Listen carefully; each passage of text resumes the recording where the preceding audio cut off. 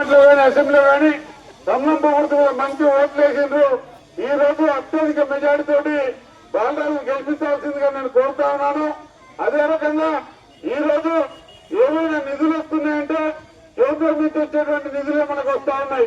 మీకు వచ్చేటువంటి రేషన్ బియ్యం, కేంద్రం పంపించేటువంటి రేషన్ బియ్యం, మీకు వచ్చేటువంటి పెన్షన్లు, కేంద్రం పంపించేటువంటి పెన్షన్లు, ఈ రోజు ఇందిరమ్మ పేరు మీద కట్టుకున్నటువంటి ఇల్లు ప్రధానమంత్రి గారు పంపించేటువంటి డబ్బుతోటి వచ్చేటువంటి డబ్బుతోటి ఇల్లు నిర్మిస్తా ఉన్నారు. ఈ కాంగ్రెస్ నాయకులు దోపిడీ చేయడం తప్ప ఏమి కాదు. గతంలో టీఆర్ఎస్ పార్టీ ఎమ్మెల్యే ఉన్నా, ఈరోజు కాంగ్రెస్ పార్టీ ఉన్నా, ఎవరున్నా ఒకటే రకంగా నడుస్తా ఉంది. మీ అందరికీ కూడా తెలుసు. అక్కడ ఉంసాం అందరినా సాలూరా వెళ్ళండి, అక్కడ చూడండి మంజీరా నది గాని గోదావరి నది గాని ఈ నాయకులంతా ఏ రకంగా దోపిడీ చేస్తా ఉన్నారో, వారు ఏ రకంగా దోపిడీ చేసి సొమ్ము చేసుకుంటా ఉన్నారు. గతంలో చేసుకున్న వారికన్నా డబ్బులు మేమెందుకు చేయొద్దని చెప్పేసి ఈ రోజు దోపిడీ సొమ్ము, పాపం సొమ్ము లారీకి 500 1000 రూపాయలు వసూలు చేసి ఆ డబ్బొచ్చే మీకు ఓట్లకు 1000 రూపాయలు ఇస్తామని చెప్పి మీ ముందు తీసుకొచ్చి పంచుతా ఉన్నారు. ఇది ప్రజల డబ్బు, మన ప్రకృతి డబ్బు. డబ్బు ఎంత ఇచ్చినా తీసుకోండి తల్లి, కానీ పేదవాడికి మాత్రం ఓటేయండి అని చెప్పేసి మీ అందరినీ కూడా 2 చేతులెత్తి నేను జోడించి అడుగుతా ఉన్నాను. కాబట్టి భారతీయ జనతా పార్టీ అభ్యర్థి ఏదైతే రేణుకా బాలాజీ గారు నిలబడ్డారో వారికి తప్పకుండా ఓటేయండి.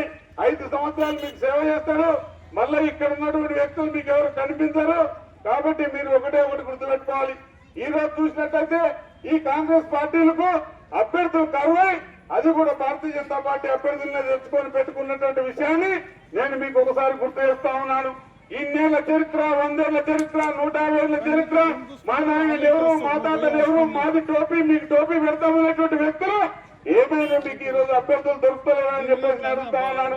ఒక పేదవాడి మీద మీ 10 తలకాయలు, మీ రావణాసుల తలకాయలు ఇంతమంది ఈ వాటికి వచ్చి ఒక పేదవాడి మీద, ఒక పేద ఇంటికి సంబంధించినటువంటి ఒక సాగరి అమ్మాయి మీద మీ ప్రతాపం చూపిస్తా ఉన్నారే.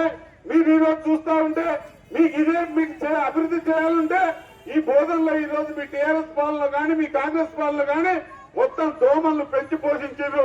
ఏ రోజన్నా మీ మున్సిపాలిటీ వచ్చి ఒక మందు కొట్టిండా ఈ దోమలు చంపడానికి అని చెప్పేసి అడుగుతా ఉన్నాను.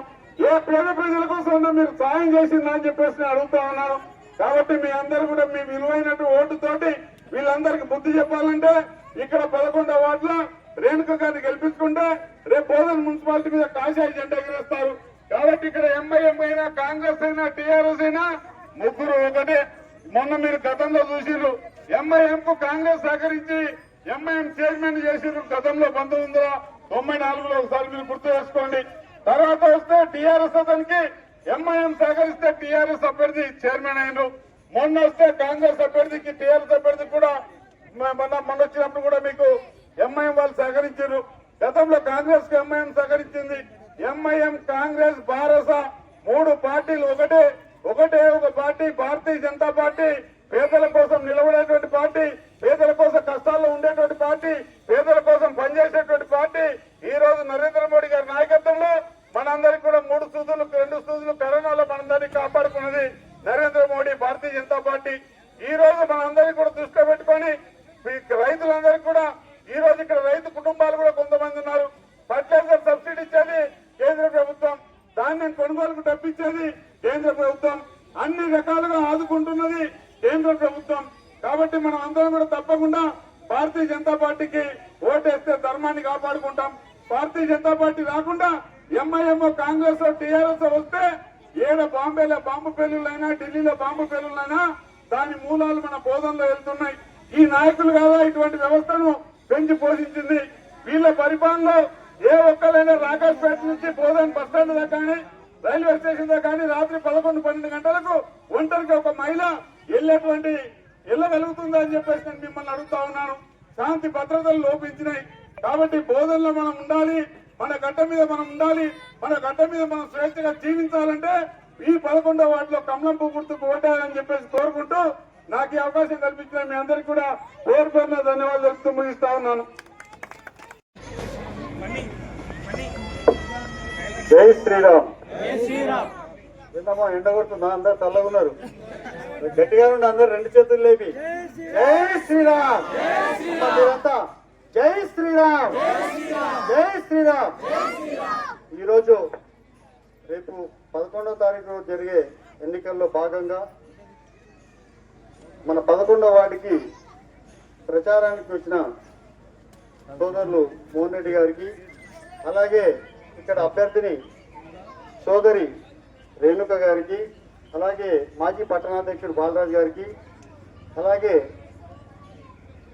ఇక్కడికి ఇచ్చేసి బాలరాజుకి మేము ఉన్నాం ధైర్యంగా, మా అక్క చెల్లెళ్ళు ఉన్నారు, అందరి మందనంతో అందరినీ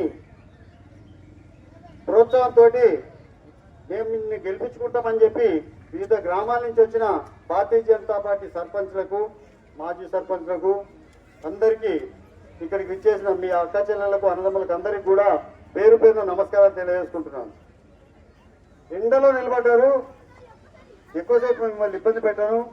ముఖ్యంగా ఒకటే గమనించండి, బాలరాజు ఇందాక చెప్పినట్టు 10 తలకాయలు ఇక్కడికి వచ్చినాయంటే బోధన అంతా వదిలిపెట్టి మీ దగ్గరికి ఎందుకు వచ్చినాయమ్మా? ఎందుకు వచ్చాయన్నా?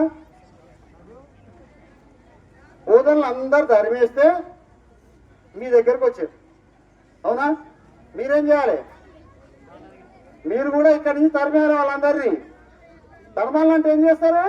భారతీయ జనతా పార్టీకి ఓటేయాలి. ధర్మం కోసం, న్యాయం కోసం, దేశం కోసం భారతీయ జనతా పార్టీకి ఓటేయాలి.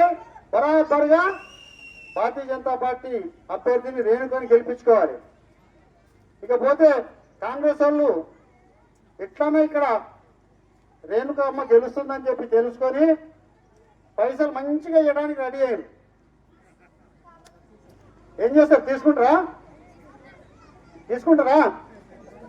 బరాబర్ తీసుకోవాలి. ఎందుకు తీసుకోవాలంటే పోయిన ఎన్నికలలో మనకు చెప్పారు. ఏం చెప్పారు? తులం బంగారం ఇస్తా అన్నారు. ఇచ్చిరా? మరి చెప్పిన 6 పథకాలు చెప్పారు. ఏమన్నా ఇచ్చిరా? అవన్నీ ఇయ్యలే. ఈ రోడ్లు పోయలే, మోరీలు సాఫ్ చేయలే. ఈ పైసలు అన్ని కూడా కేంద్ర ప్రభుత్వం మోడీ గారి దగ్గర నుంచి 18 కోట్లు వస్తే ఆ పైసలన్నీ కాంగ్రెస్ వాళ్ళు మింగిపెట్టుకున్నారు. కాబట్టి ఆ పైసలే మీకు ఇస్తారు. ఆ పైసలు అన్ని తీసుకోవాలి బరాబర్గా. 11వ తారీఖు రోజు ఎన్నికలు కదా, 10వ తారీఖు రోజు రాత్రి ఇంటి దర్వాజాలు మాత్రం ముయ్యొద్దు. చూడమ్మా, ఇంటి దర్వాజాలు ముయ్యొద్దు, తెరిచి పెట్టుకోవాలి. ఎందుకంటే లక్ష్మీదేవి వస్తుంది కాబట్టి వచ్చినప్పుడు దర్వాజా చూస్తే మన ఇంట్లో రాజు లక్ష్మీదేవి వల్ల బరాబర్గా పైసలు తీసుకోవాలి వాళ్ళ దగ్గర. తెల్లారి పొద్దున 8 గంటల నుంచి పోయి భారతీయ జనతా పార్టీకి ఓటేయాలి. వేస్తారా? బరాబర్ వేయండి. ఎందుకంటే మీకు మీ గల్లీలో ఉండేటోడు, మీ ఇంట్లో పిల్లగాడిలాగా బాలరాజు ఎప్పుడైనా కానీ మీకు ఏ సమయంలో ఏ పనికైనా కూడా ఉంటాడు. మళ్ళా మీరు ఎవ్వరికి భయపడాల్సిన అవసరం లేదమ్మా. ఎందుకంటే అంబేద్కర్ గారు రాసిన రాజ్యాంగం ప్రకారం ఓటు హక్కుని వినియోగించుకునే తర్వాత ప్రతి ఒక్కరికి ఉంది. ప్రతి ఒక్కరు లోపలికి వెళ్ళి బయట ఎన్నైనా చెప్పండి, ఎవరైనా లోపలికి పోయిన తర్వాత బరాబర్ కమలానికి ఓటేయండి. రేపు రాబోయే రోజుల్లో ఎన్నికలు అయిపోయిన తర్వాత ఎంపీ గారు అరవింద్ గారితో మాట్లాడి మీకు అంగన్వాడీ కేంద్రాన్ని కూడా ఎంపీ నిధులు ఇప్పిస్తాము. అట్లనే ఇక్కడ రోడ్లు బాగుపడాలన్నా, డ్రైనేజ్ వ్యవస్థ బాగుపడాలన్నా, సాయంత్రం పూట దోమల మంది కొడుతున్నామా? ఎదురలేదు. అవతల అమ్మలు చల్ల కూర్చున్నారు, అందుకని కొడుతున్నామా దోమల మందు? లేదు కదా. బరాబర్గా రేణుక మంది గెలిపియండి. మీ గల్లీలకి దోమల మందు కొట్టకపోతే అందరు బాలరాజు ఇంటి ముందు పోయి కూర్చోండి. బాలరాజు ఇంటి ముందు పోయి కూర్చోండి. గెలిపించిన తర్వాత నువ్వు దోమల మందు కొట్టిస్తానో ఏమైందని, రోడ్లు వేపిస్తానో ఏమైందని ఇవన్నీ అడగటానికి మీకు పక్కనే ఉన్నారు. బాలరాజు చేయలేకపోతే ఏం చేస్తాడు? బాలరాజు మా దగ్గరకు వస్తాడు, మేము చేసి పెడతాం. కాబట్టి దయచేసి మా అందరినీ నమ్మి భారతీయ జనతా పార్టీ ఓటేసి, కమలాపురం ఓటేసి అత్యధిక మేయాలతోటి భోజనంలో ఎట్లయితే బాలరాజు అన్నాడు 10 మంది వచ్చిరని, 10 మంది వచ్చినందుకు కాంగ్రెస్ ని పొందబెట్టాం. బాలరాజుకి అత్యధిక మెజార్టీ, భోజనం మొత్తంలో అత్యధిక మెజార్టీ బాలరాజుకి ఇస్తున్నామని చెప్పేసి ఇవ్వాలని చెప్పి కోరుకుంటూ, మనదే గుర్తు కమలాం గుర్తుకే, భారత్ మాతాకి.